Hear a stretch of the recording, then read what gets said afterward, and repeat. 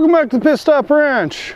This video, we're going out to El Mirage for the SCTA season opener for 2022. Gonna hit the dry lake bed where it all started 85 years ago, and the place where many of the design cues that we cherish in our traditional hot rods were developed. It was one of two-day events that they run through the season, Saturday and Sunday. Due to some scheduling issues of my own, we only went out for Saturday, and I was able to go ahead and shoot and get the footage that I'm going to share with you Saturday morning. And then Saturday afternoon, I was on patrol, providing my service as a member of SCTA that every member is required to provide sometime throughout the season.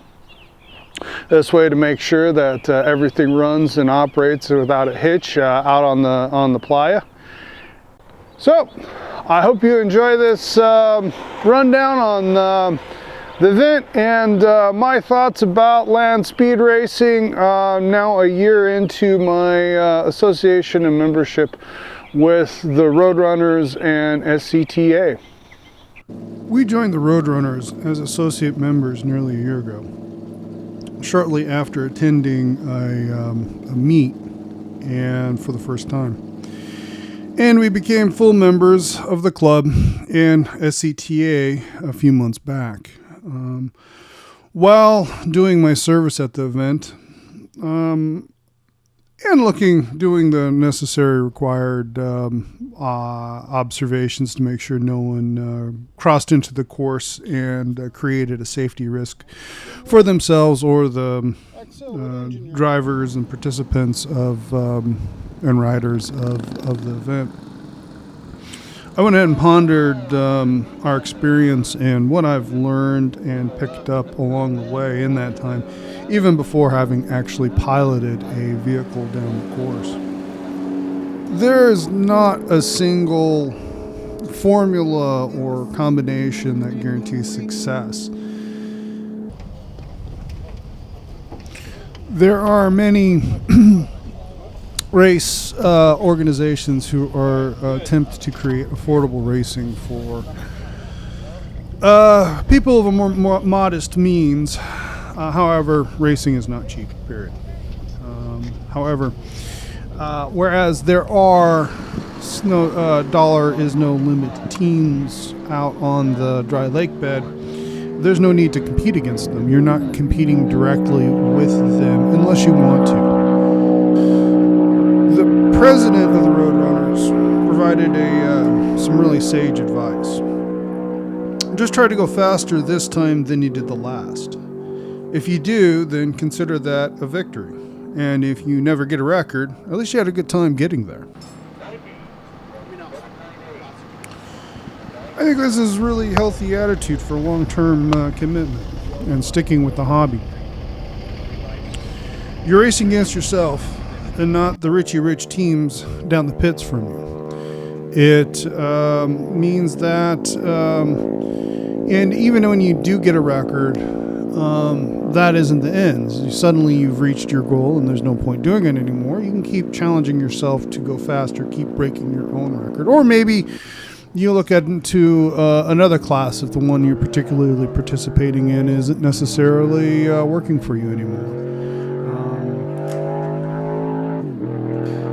It is the rule structure that they established 80 plus years ago that enables this approach. Another wizened racer pointed out that every class is obscure.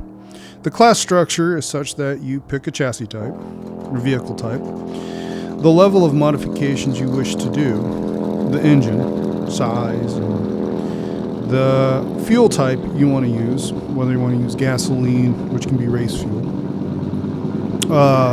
some other form of fuel, such as alcohol or nitromethane, and the induction style. Do you want to run naturally aspirated, or do you want to put a turbo supercharger on it? Because of this gradation, you end up with a situation where by stacking those different components, you create almost a completely unique class where you're the only one actually in it. Or even if other people have done it before, you're probably not competing against anyone who's active in it at the moment. Furthermore, there exists in the bylaws of the organization the process for creating new classes. For example, in the not so distant past, in fact, within the last 20 years or so, a class for pickups was created. And then specifically, additionally more, a class for diesel pickups. So if there's a vehicle type that isn't being raced out there and that you think deserves a special entry into the rulebook, you can propose it and move forward and create that class. So the net effect of this, of course, that even after 80 plus years, 85 years of active racing, there are classes where no records exist, or that's a relatively low and therefore attainable on a modest budget. If you want to go really fast and have the means to go there, there are popular classes, usually in the chassis engine combinations that enable very high stable speeds. Those are available. You can seek the Big Ego Big Speed records, or you don't have to.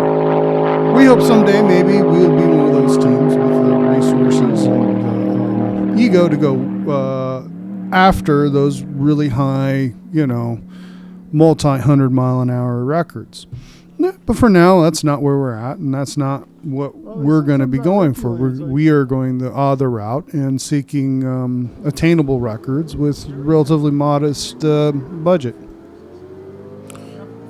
For now, we are focusing on the joy of innovating and driving fast. A record would be really nice, and we are specifically picking classes that those records are achievable with modest horsepower numbers. However, a record is pretty much just an entry into a book that only a handful of people outside of you will really care about. It's more about getting out and actually driving on the playa really fast with your friends and having a good time. And it is super appealing to me, because there are many race series that are focused on keeping the series competitive within a budget, and sometimes it's quite a large budget. So the rules are so restrictive that effectively the designs become a formula, and there's no room for legitimate innovation. Only for skirting the rules or downright figuring out how to cheat. With land speed racing, as structured by the Southern California Timing Association, you can set your goals, pick a class with a relatively low record or minimum, and see what combination you come up with. If you want, you can just go and compete with yourself. Or if you want to go gunning for one of the big records and the high numbers, you can do that as well. And there's no reason why you can't start on the low end and then work your way up. There's also no reason why you can't go ahead and enter one of the classes with really high records and gradually build up to that record with over multiple seasons, gradually making improvements to your vehicle as your budget allows you. And that's probably one of the more common approaches that many people that we've come across in the club and at the events actually approach it. They're not seeking to just do it for a couple meets and walk away with a record, but they're actually slowly building up to someday achieving that record. And even if they don't, the challenges and joy of working on it and building up to it is what attracts them to the sport to begin with, and continue to participate in it for decades. Whether you're looking for time that can be measured with a calendar, or looking to make a measurable change in the Earth's rotation, there's a class and room in the lineup for you.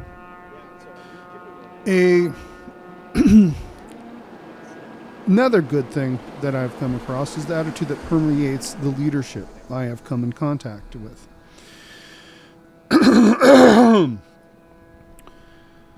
Just do it and see if it works.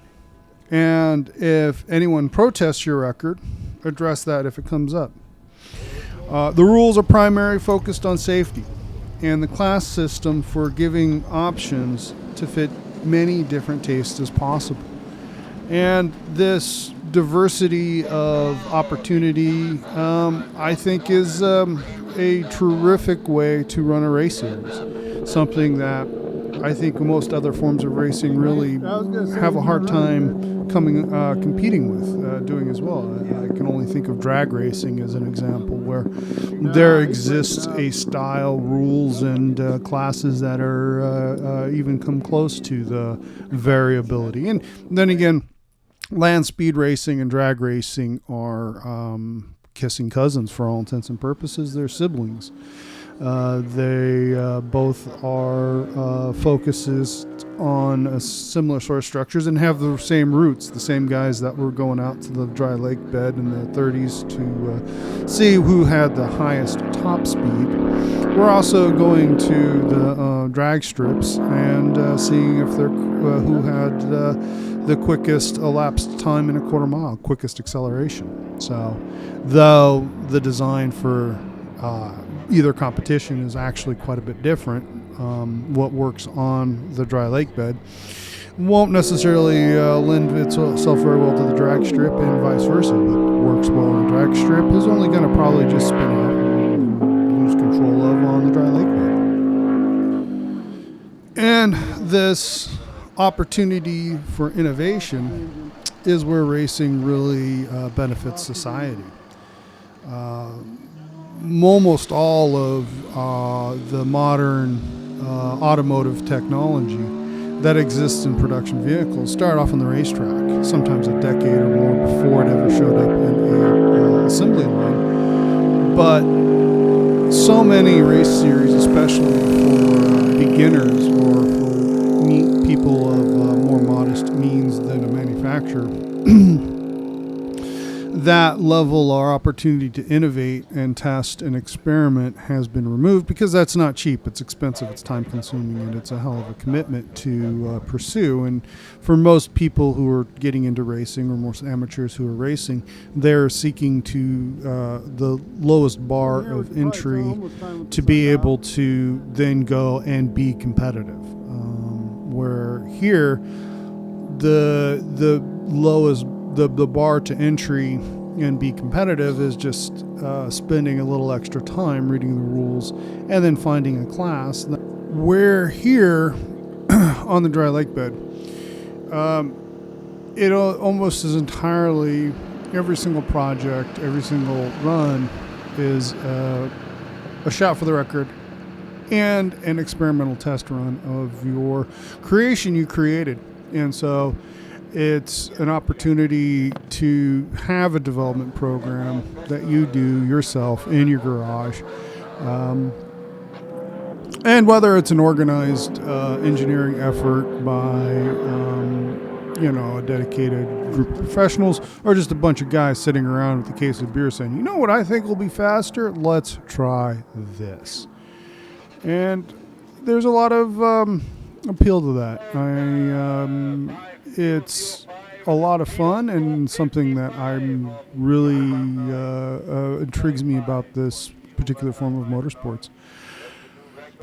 So let's go ahead and here's a list of everyone who got a record at this meet, and the old time, the new time, their associations, and let's give them all much deserved congratulations for all their hard work getting there.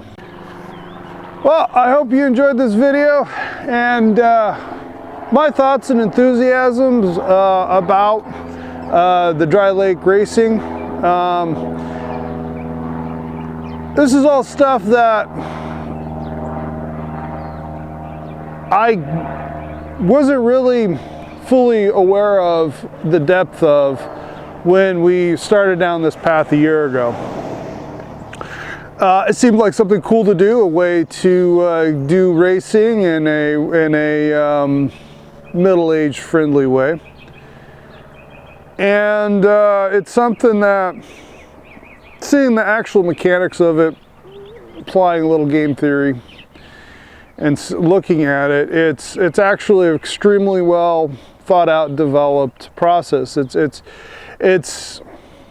It's an attempt to be as inclusive as possible and to encourage new people to come in and do it. Granted, a lot of people running out there been doing it for years and years and years, and you know, Bonneville gets most of the press and most of the international attention, and rightly so, because of the extremely long lengths of tracks you can establish at Bonneville. That's where you can go to get some really insanely high records, for 300, 400 plus mile an hour records. Well, out here at El Mirage, you know, the overall course is 2 1/3 miles long. The 1 1/3 to get up to speed, or 1 mile to get up to speed, 1/3 to measure your speed, and then to average it over, and then the last mile to slow down and safely exit the course. So there's to achieve 200 plus miles an hour, approaching 300 miles an hour on a course, the differences in courses is actually challenging. It's quite significant. Another big difference between Bonneville and El Mirage is a whole race series. There's a half dozen or so races over a 6-month period, and each team, as well as each club with which they're a part of, earns points, and then at the end of the season, points championships are, you know, are awarded prizes for their success. Where Bonneville is a single 1-week event. Anyway, I'm pretty excited about getting out on the playa, getting out on the dry lake, and making some passes. Unfortunately, with how scattered we are trying to get everything that we want to do done, it is taking longer to get out there than we wanted. Anyways, I hope you enjoyed this video. I hope you got something out of my rambling, and if you would like to support us here at the Pit Stop Ranch, please hit the like button, and if you haven't done so already, please subscribe. They both help us out quite a bit, and have a race-tastic day.